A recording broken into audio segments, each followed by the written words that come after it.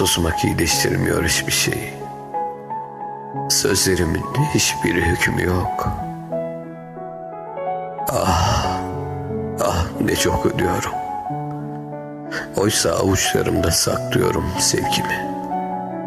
Kimseler görmesin, incitmesinler diye. İlkbaharda açan çiçeklerin kokusunu, çocuksu gülüşlerimi, deniz kabuklarını, kuşların kanat çırpışını, ılık rüzgarın fısıltısını özlüyorum.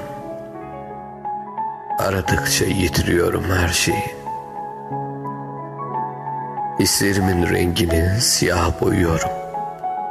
Tüm duvarlara hüznün resmini çiziyorum. Yaşanmış ve yaşanmamış her ne varsa içimde